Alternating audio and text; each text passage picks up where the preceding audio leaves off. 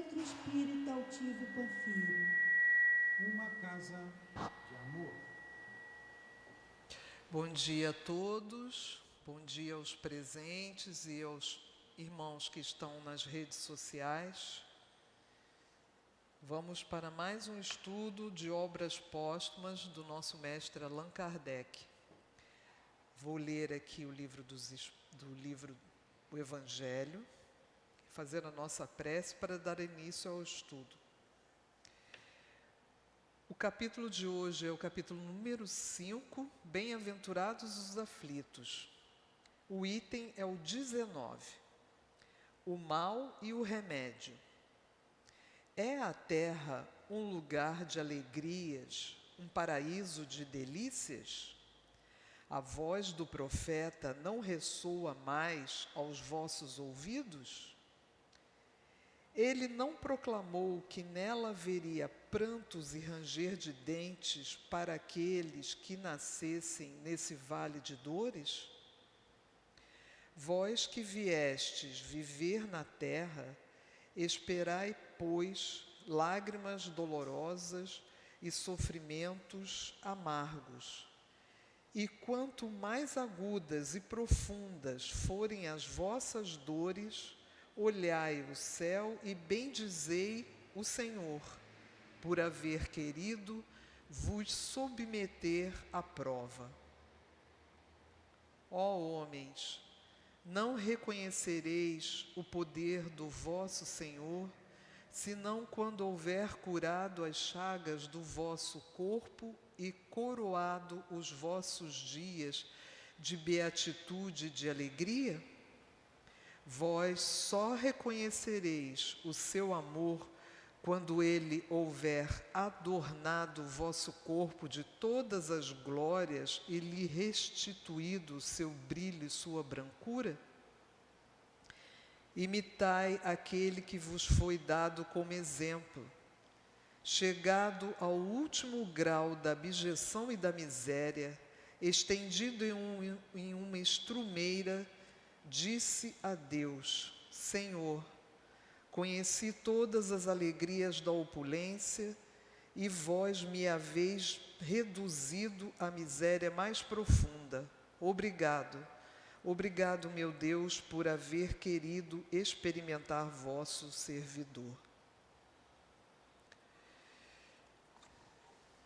E assim, Senhor, Deus de amor e bondade, nosso Mestre querido e amado,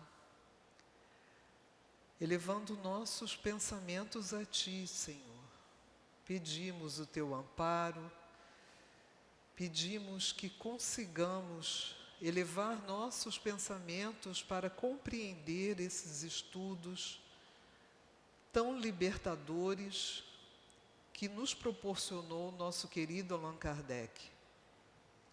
Em nome do amor, em nome de todos os espíritos trabalhadores desta casa, amorosos e pacientes com todos nós, em nome do Senhor Altivo, em nome de Kardec, pedimos licença para dar início ao estudo da manhã de hoje.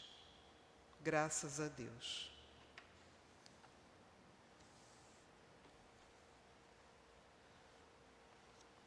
Bom, gente, o meu livro, como eu já disse, é uma edição da CELD.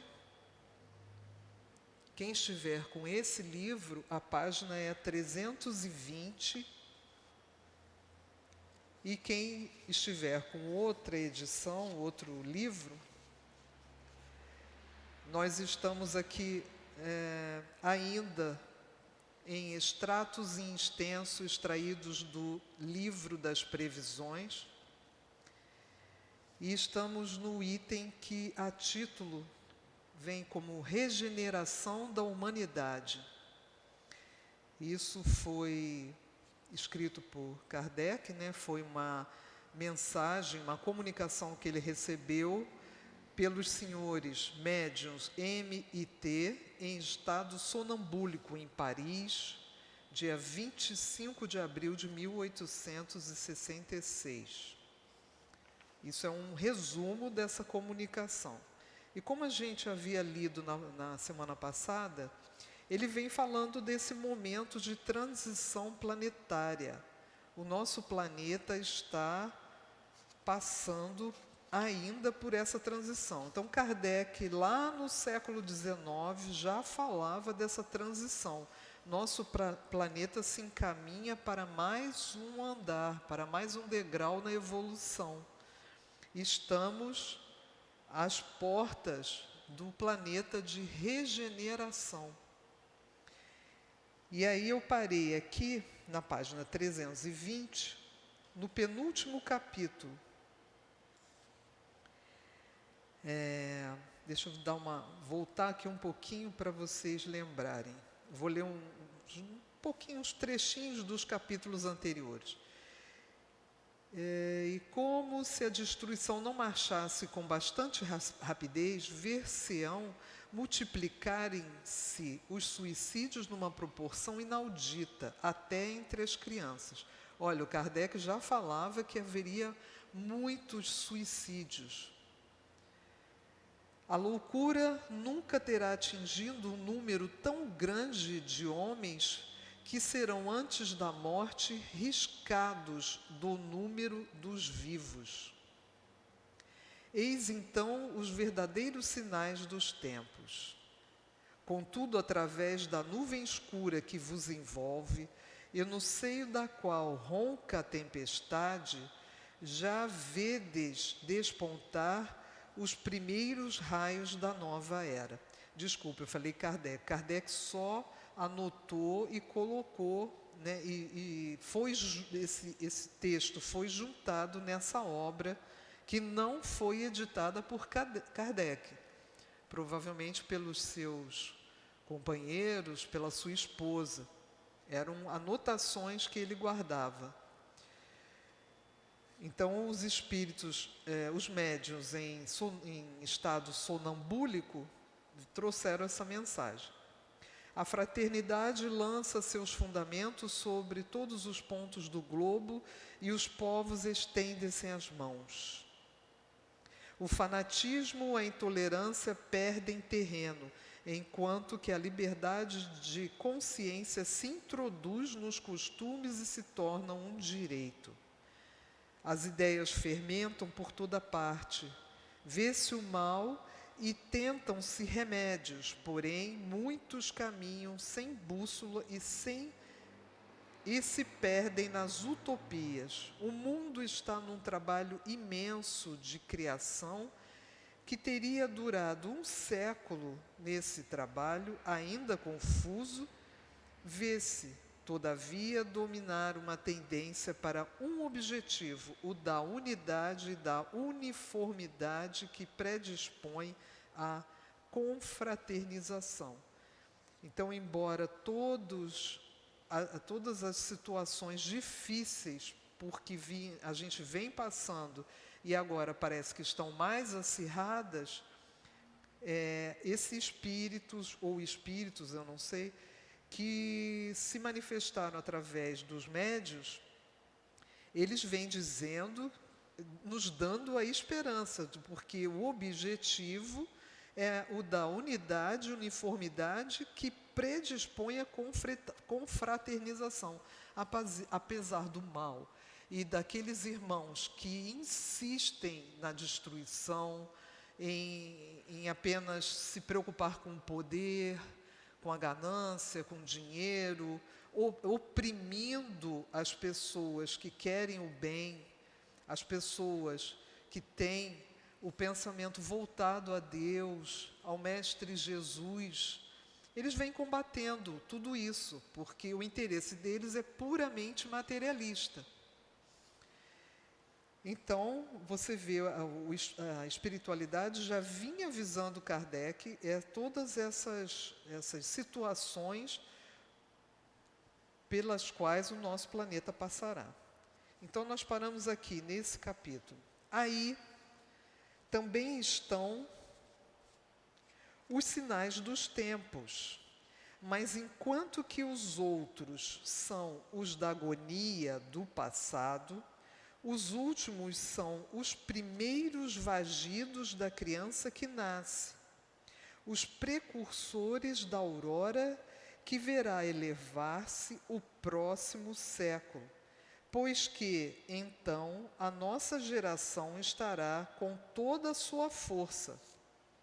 A fisionomia do século XIX difere tanto do século XVIII, sob certos pontos de vista, quanto a do século XX será diferente do século XIX, sobre outros pontos de vista. Kardec já tinha falado aqui anteriormente que cada século que a gente entra, né, cada século que passamos, praticamente toda a população da nossa sociedade é modificada, porque a maioria dos espíritos desencarnam, a maioria dos espíritos que vivem naquele século desencarnam, e outros espíritos reencarnam, trazendo novas situações, novos pensamentos, trazendo novas circunstâncias, tecnologia, em todas as áreas. Vai havendo sempre uma evolução. A moralidade vai se transformando. A gente sempre tem a tendência a prestar atenção no mal, nas coisas ruins. Vamos prestar atenção no bem que a nossa sociedade também conquistou. As coisas que vieram tecnológicas, a medicina, né, os avanços na música, na cultura também. Claro que tem as duas situações, né? Tem as situações daqueles que ainda continuam arraigados àqueles estereótipos da antiguidade. Tem espírito que ainda continua insistindo, né, em não evoluir, em não se voltar às luzes que nós recebemos da espiritualidade. Sempre com interesse no plano material. O mundo material é que importa, os prazeres é que importam.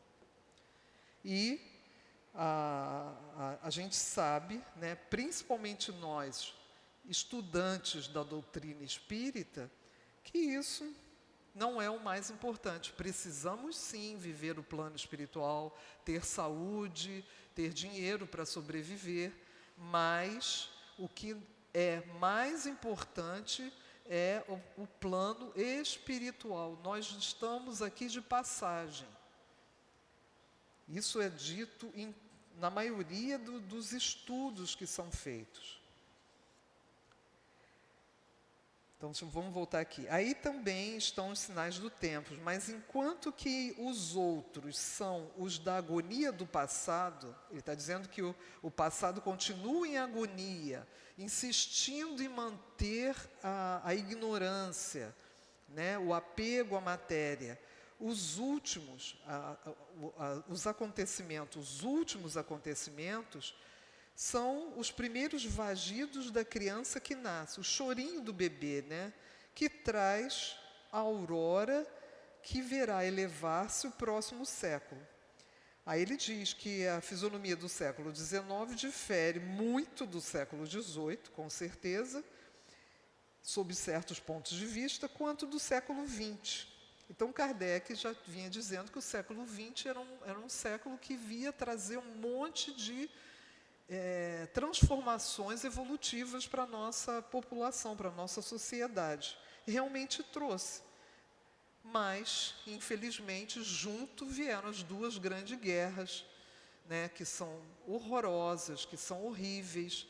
A gente sabe disso, que guerra é uma coisa sofrida, né?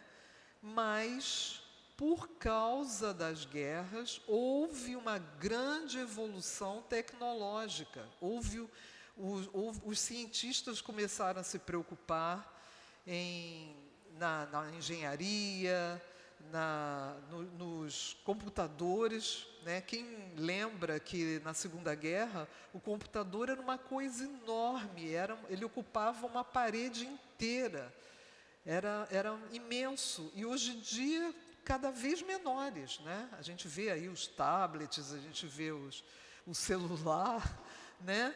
Então, isso tudo graças às dificuldades que as guerras trouxeram. E, por um lado, né, quem fica prisioneiro de todas aquelas desgraças da guerra não prestam atenção na evolução que ocorreu paralelamente a todo esse sofrimento. Gente, vamos lembrar, né? A gente só aprende de duas formas, ou porque a gente quer e se coloca para o aprendizado, ou sofrendo. Então, é isso que ocorre. Um dos caracteres distintivos da nova geração será a fé inata. Isso é verdade. A gente vê muitos jovens com uma fé, trazendo uma moralidade, assim, assustadora até. Jovens que se colocam nas casas espíritas para o trabalho, se dedicam, têm um comportamento educado, amoroso com o próximo. Claro que os pais ajudam, mas é inato. Aquele espírito, ele já transcendeu o homem velho. Ele já vem trazendo todo esse comportamento que a gente já devia ter aprendido há muito tempo, né? Então, ele fala que um dos caracteres da nova geração é a fé inata, não a fé exclusiva e cega que divide os homens, mas a fé raciocinada que esclarece e fortifica, que os une e confunde num sentimento comum de amor a Deus e ao próximo. Com a geração que se distingue, desaparecerão os últimos vestígios da incredulidade e do fanatismo, igualmente contrário ao progresso moral e social. A gente já vê isso acontecendo. É lógico que a evolução não dá saltos. Ainda temos muita incredulidade, muito fanatismo, mas a gente já, observando essas novas gerações que vão chegando ao nosso planeta, a gente vê a diferença. Nós mesmos, se nós observarmos, eu vou observar os netos, né? Observarmos os nossos netos, nossos filhos, para quem é mais jovem, você vê que eles são diferentes de nós. Assim, o entendimento, eles dizem coisas para nós que você fica assim, mas de onde você tirou isso? Ué, da minha cabeça. E assim vai. E nós temos notícias, o próprio Divaldo, em suas palestras, vem nos avisando que muitas gerações de espíritos preparados estão vindo ao nosso planeta para reencarnarem, para auxiliar esse momento que nós estamos passando de transição, para podermos finalmente, né, adentrarmos ao planeta de regeneração. Eles vêm para nos ajudar.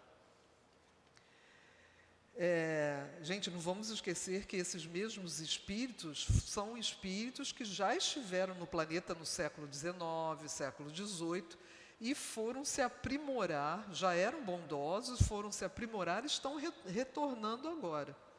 O Espiritismo é o caminho que conduz à renovação, porque ele arruína os dois maiores obstáculos que se opõem à renovação, que é a incredulidade e o fanatismo.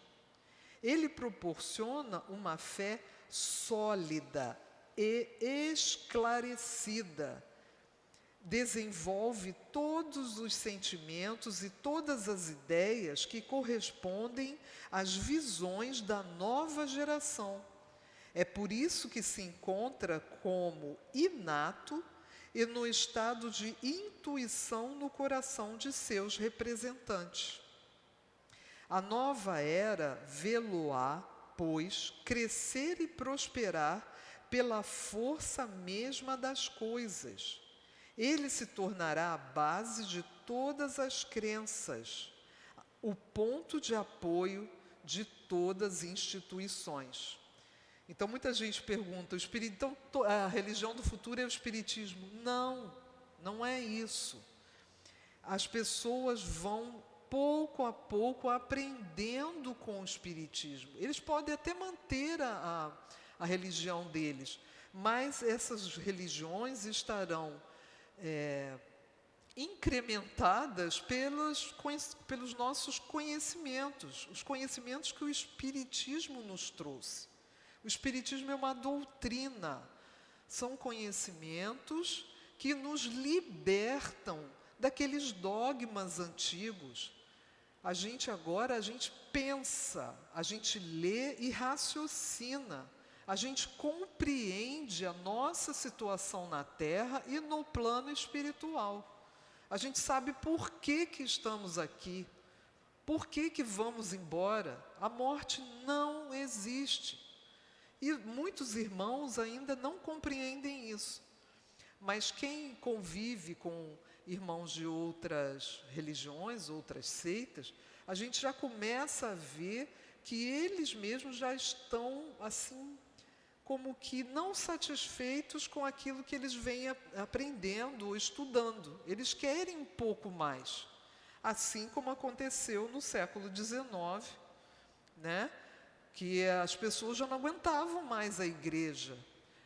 Aquele padrão que a igreja trazia todo mundo no cabresto. E as pessoas se revoltaram com aquilo e foi um momento, assim, importantíssimo para o espiritismo, porque o espiritismo chegou ao nosso planeta exatamente nesse momento, de novos ares sobre as nações, né, sobre os seres humanos. Ele proporciona uma fé sólida. A nova era vê-lo-á, pois, crescer e prosperar pela força mesma das coisas. Ele se tornará a base de todas as crenças. Olha o que o Espírito está dizendo. Né? Não foi o Kardec que disse isso, foi um Espírito. Ele veio trazer isso, foi anotado e Kardec deixou essa anotação. O Espírito disse que se tornará a base de todas as crenças. Ah, mas será? A pessoa fica com dúvida? Não tenham dúvidas. Já está dito e é a vontade do Cristo que isso ocorra. O ponto de apoio de todas as instituições. Mas daqui até lá, quantas lutas terá ainda que sustentar contra seus dois maiores inimigos? Os inimigos do espiritismo, a incredulidade e o fanatismo. Gente, a gente vê incredulidade e fanatismo até entre os espíritas, tá? A gente vê muitos irmãos assim que ficaram fanáticos com o espiritismo. E, coitados, né? Eles têm que pensar, se acalmar, ler mais um pouco, porque não é essa a intenção. Então, os inimigos, né, o Espírito está dizendo que os maiores inimigos é a incredulidade e o fanatismo. Que coisa singular se dão as mãos para abatê-lo. Eles pressentem seu futuro e sua ruína, e por isso que o temem, pois já o vêm a plantar sobre as ruínas do velho mundo egoísta. Olha que frase bonita que o Espírito falou, né? A bandeira que deve reunir todos os povos. Na máxima divina, fora da caridade não há salvação, eles leem sua própria condenação, pois é o símbolo da nova aliança fraternal proclamada pelo Cristo. Isso foi proclamado pelo Cristo há mais de 2000 anos, quando ele aqui esteve. E continua sendo a bandeira do Espiritismo. É a nossa bandeira. E a incredulidade e o fanatismo se veem perdidos com isso, né? Eles leem sua própria condenação nessa frase, pois é o símbolo da nova aliança fraternal proclamada pelo Cristo. Ela se lhes mostra como as palavras fatais do festim de Baltazar.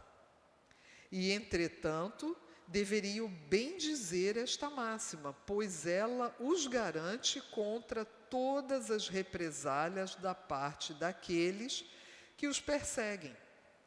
Mas não, uma força cega os impulsiona a rejeitar a única coisa que poderia salvá-los. Por que o Espírito está dizendo isso? Porque as outras religiões também sofrem perseguição, a gente sabe disso. Nesses países totalitários, você não pode falar de Jesus, você não pode exprimir a sua crença livremente. Ainda bem que a gente pode pensar, né, em silêncio, fazer a nossa prece. São todos perseguidos, presos, assassinados. Então, eles mesmos sofrem perseguição. E aqui o Espírito diz, né, que o Espiritismo seria uma salvação para eles. Eles iam poder compreender as coisas, né, todas essas questões de uma forma mais clara. Que poderão contra o ascendente da opinião que os repudia?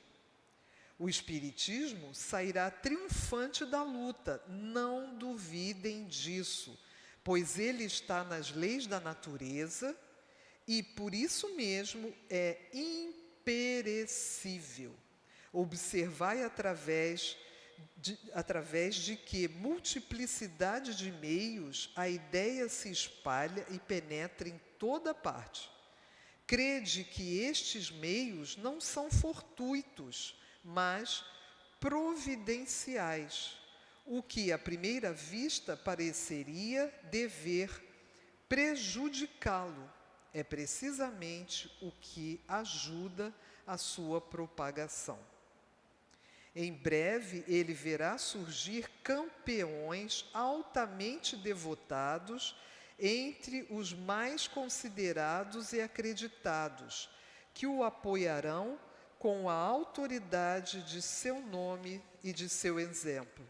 Quem que a gente lembra aqui? Chico Xavier. E outros, né? Sem desmerecer os outros irmãos.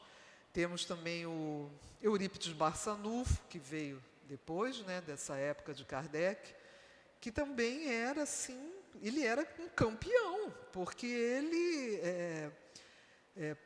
disseminou a doutrina espírita de uma forma nunca vista.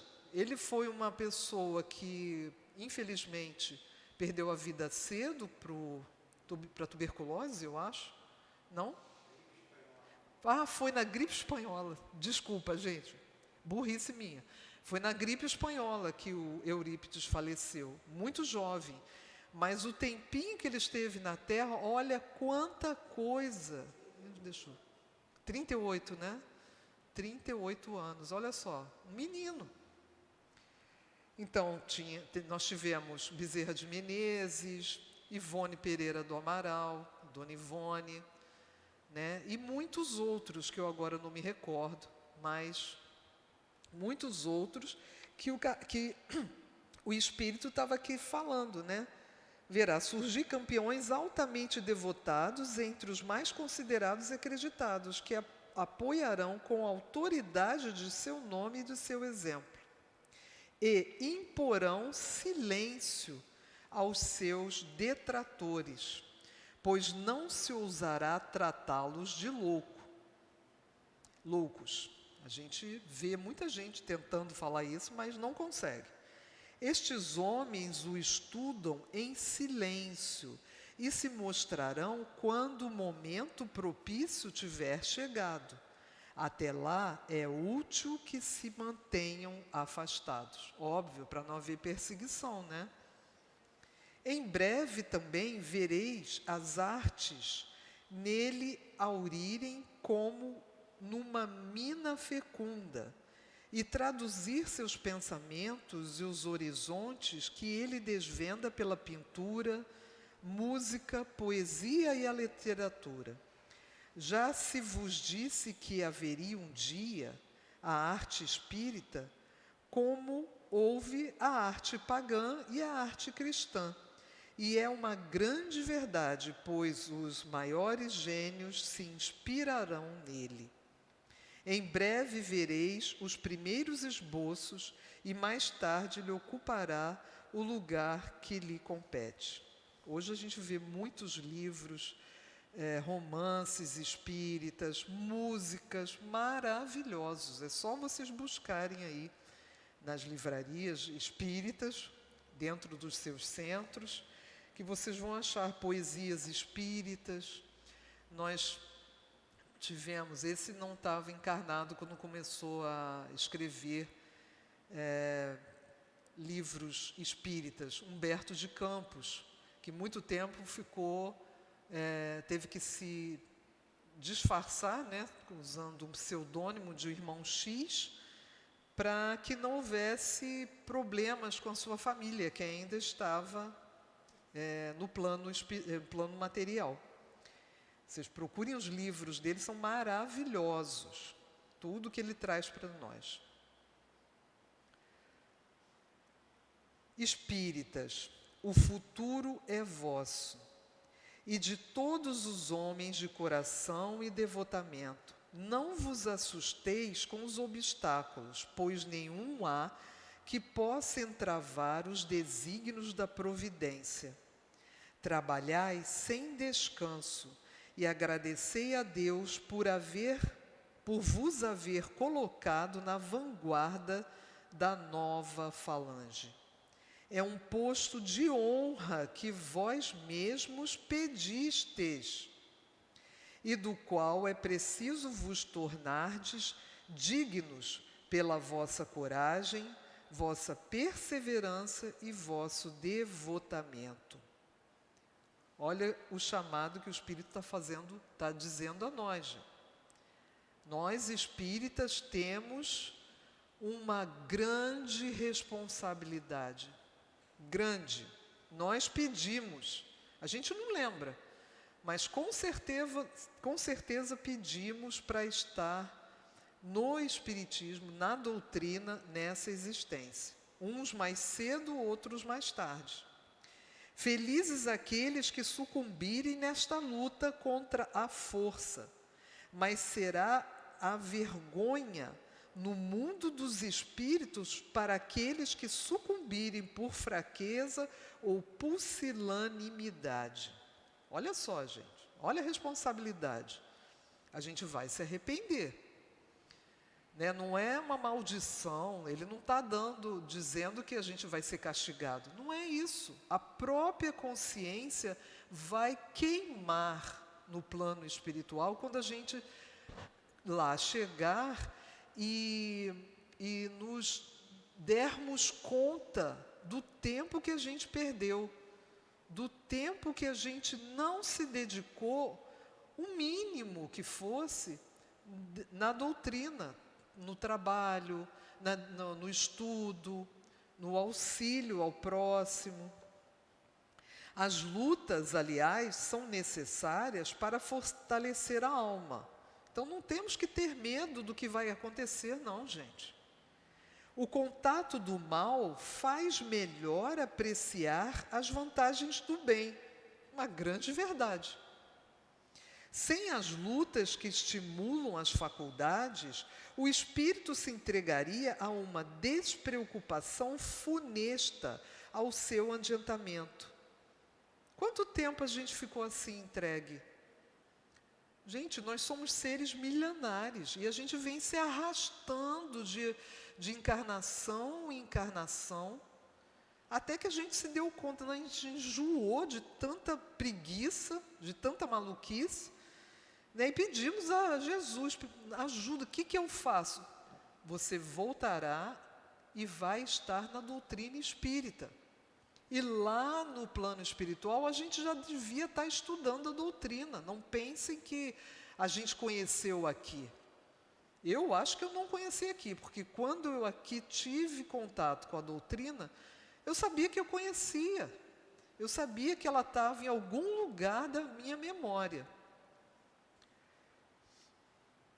As lutas contra os elementos desenvolvem as forças físicas e a inteligência. As lutas contra o mal desenvolvem as forças morais. Belíssimo, né? Esse texto aqui é belíssimo. Quem pegou atrasado, não assistiu a aula passada, dá uma lida em tudo de novo. Eu cheguei em casa, li tudo de novo, porque é muito, muito interessante. É muito... ele não é lá do século XIX. Não, gente, é atual. A gente está vivendo isso e muito rapidamente as coisas estão acontecendo. Na época de Kardec ainda havia um movimento lento, mas agora o tempo urge. Vamos correr para acompanhar. Aí nós temos aqui outro texto. Continua?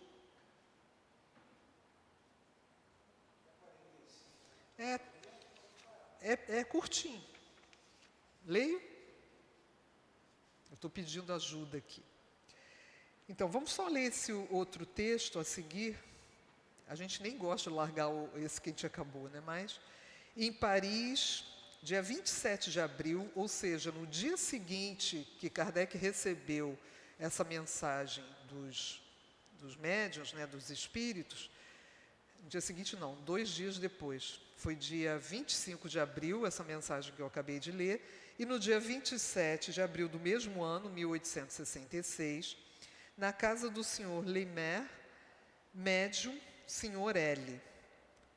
O título é Marcha Gradual do Espiritismo, Dissidências e Entraves. Então, o Espírito, através do médium, veio trazer essa mensagem. Caros condiscípulos, o que é verdade deve ser. Nada pode opor-se à irradiação de uma verdade. Às vezes pode-se encobri-la, torturá-la e fazer com ela o que fazem certos teredos. Vamos ler aqui, vamos buscar aqui. O que é teredo? Molusco marinho que cava galerias na madeira dos barcos e nos diques para se alimentar de celulose. Então, ele está dizendo aqui, e fazer com ela, com a doutrina, né, o que fazem certos teredos, esconder, cavar um buraco e tentar esconder. Nos diques holandeses. Vocês sabem que a Holanda é um país que está abaixo do nível do mar e esse país é cercado, na maioria da região onde tem terra, por diques de pedra, de madeira, para evitar o avanço, a entrada das águas do mar. Porque como ele está abaixo do nível, volta e meia, eles estão inundados.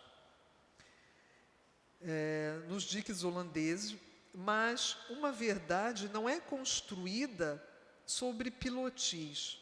Ela percorre o espaço, está no ar ambiente, e se pôde cegar uma geração, há sempre novas encarnações, recrutamentos da erraticidade que vem trazer germes fecundos, outros elementos que sabem atrair para si todas as grandes coisas desconhecidas. A gente já falou isso no texto anterior, né? Ele está dizendo que apesar das gerações anteriores, né, da ignorância, de quererem abafar o espiritismo, não adianta. Os germes fecundos são trazidos pelas novas encarnações, que são recrutamentos da erraticidade. Veja, são escolhidos a dedo para nos auxiliarem. Não vos apresseis demais, amigos. Muitos dentre vós desejariam ir a vapor. Eu sou uma. E nestes tempos de eletricidade, correr como ela. Esquecidos das leis da natureza, gostarias de ir mais rápido que o tempo. Eu sou uma. Queria que já tivesse acontecido tudo. Mas o Espírito sabiamente está nos dizendo: refleti, entretanto, como Deus é sábio em tudo. Os elementos que constituem vosso planeta sofreram uma longa e laboriosa elaboração antes que pudesseis existir. Foi preciso que tudo se constituísse, conforme a aptidão dos vossos órgãos. A matéria, os minerais fundidos e refundidos, os gases, os vegetais, harmonizaram-se pouco a pouco e se condensaram, a fim de permitirem vossa eclosão na terra.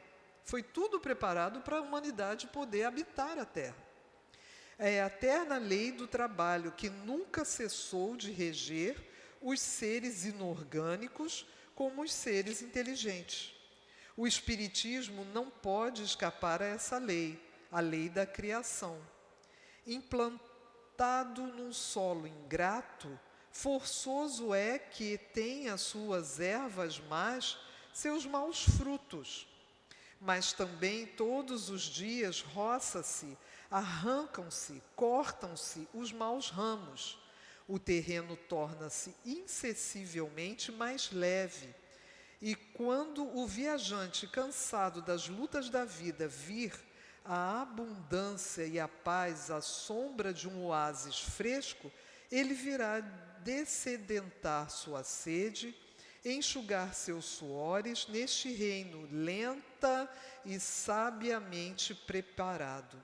Aí o Rei é Deus, este dispensador generoso, este igualitário judicioso, que sabe bem que o trajeto a seguir é doloroso, porém fecundo, penoso, mas necessário.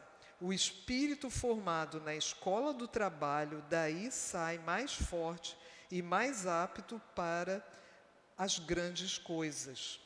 A gente só aprende apanhando, gente, trabalhando. Não tem jeito. A gente se moraliza através do mal, através das coisas erradas. A gente vai observando e vai se moralizando. É isso que ele está dizendo. Não adianta eles apressarem esse processo da regeneração, porque ia ter um monte de gente capenga, ignorante ainda, amoral no planeta. Aos desfalecentes ele diz: coragem, e como suprema esperança deixa entrever mesmo aos mais ingratos um ponto de chegada, ponto salutar, caminho demarcado pelas reencarnações. Ride das vãs declamações. Deixai que falem os dissidentes, que berrem os que não podem se consolar de não serem os primeiros. Todo esse arruído não impedirá o Espiritismo de seguir invariavelmente seu caminho.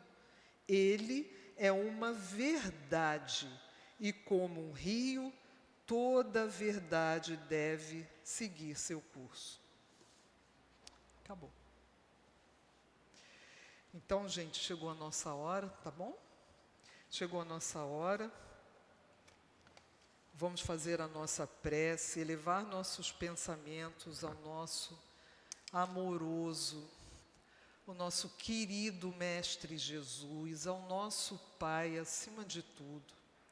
Agradecer a toda a espiritualidade amiga que aqui está conosco, sempre nos auxiliando, nos sustentando, nos consolando, nossos queridos irmãos, que têm tanta paciência com as nossas infantilidades. Muito obrigada, meus queridos. Muito obrigada por todo o amor que vocês derramam sobre nós, que vocês sustentam essa casa com esse amor. Muito obrigada, seu altivo. Muito obrigada.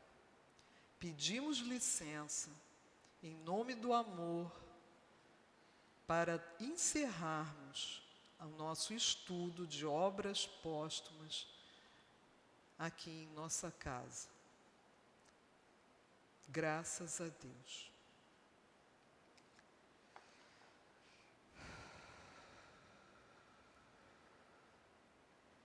CEAP, Centro Espírita Altivo Panfiro. Uma casa de amor.